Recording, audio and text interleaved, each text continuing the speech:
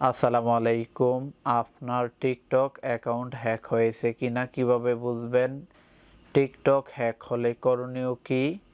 কি করলে আর TikTok account hack হবে না? সব কিছু শেয়ার করব। প্রথমে আমরা চেক করব আমাদের টিকটক আইডি হ্যাক হয়েছে কিনা। টিকটক আইডি হ্যাক হয়েছে কিনা চেক করার জন্য আমরা আমাদের ফোন থেকে টিকটক অ্যাপ্লিকেশনে চলে যাব।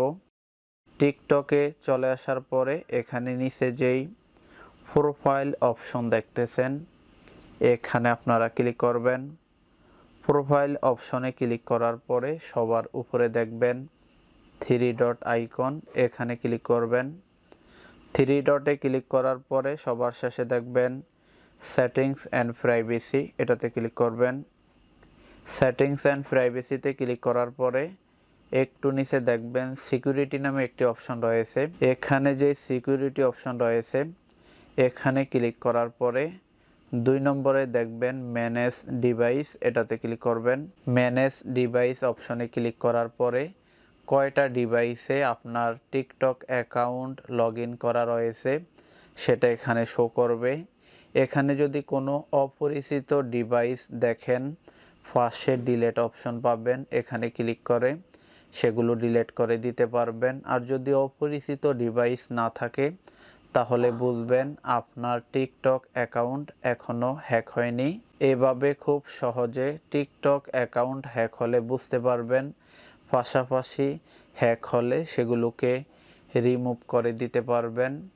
এবার আমরা দেখব কি করলে আমাদের টিকটক অ্যাকাউন্ট আর কখনো হ্যাক হবে না। কেউ যদি আমাদের পাসওয়ার্ড ফোন নাম্বার জানে তারপরেও হ্যাক করতে পারবে না। সেটা করার জন্য একটু ব্যাক দিয়ে বের হয়ে আসবেন। আমরা ব্যাক দিয়ে বের হয়ে আসলাম।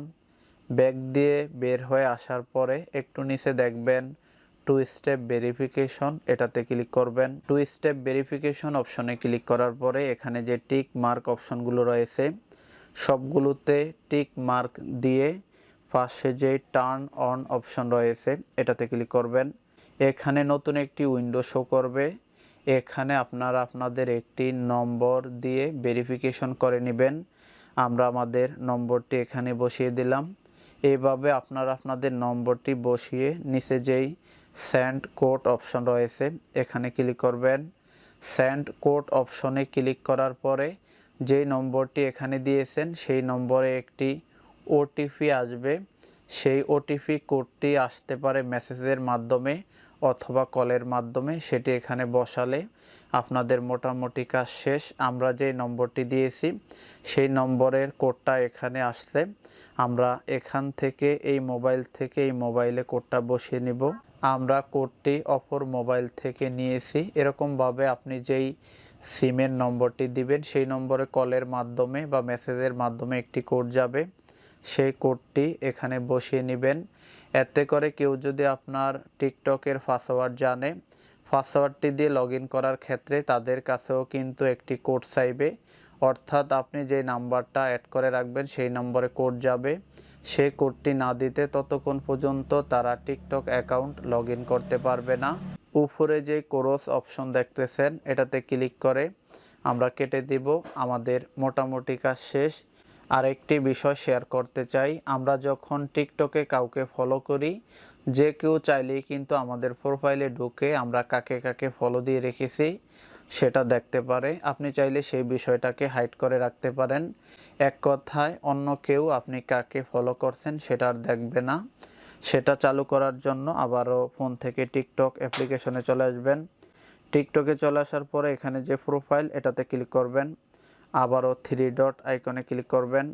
একটু নিচে দেখবেন সেটিংস অ্যান্ড প্রাইভেসি, এখানে আসার পরে 2 নম্বরে দেখবেন প্রাইভেসি নামে একটি অপশন রয়েছে।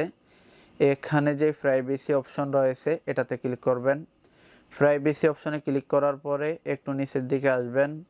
একটু নিচে আসার পরে একটি অপশন পাবেন ফলোয়িং লিস্ট নামে একটি অপশন পাবেন। এখানে যে ফলোয়িং লিস্ট অপশন রয়েছে এটাতে ক্লিক করার পরে এটা নর্মালি এভরিওয়ান দেওয়া থাকে, এটার পরিবর্তে আপনি ওনলি মি দিয়ে রাখবেন। তাহলে আপনি কাকে কাকে ফলো করেন সেটা অন্য কেউ দেখতে পারবে না। এভাবে খুব সহজে আপনি টিকটকে সিকিউর থাকতে পারেন, সেফ থাকতে পারেন। এই ছিল আমাদের আজকের মতো ভিডিওটি। ভিডিও সম্পর্কে আপনার মূল্যবান মতামত অবশ্যই কমেন্ট করে জানাবেন। ভিডিওটিতে একটি লাইক এবং শেয়ার করার অনুরোধ রইল। সবাই ভালো থাকবেন। দেখা হবে নতুন কোনো ভিডিও নিয়ে। আসসালামু আলাইকুম।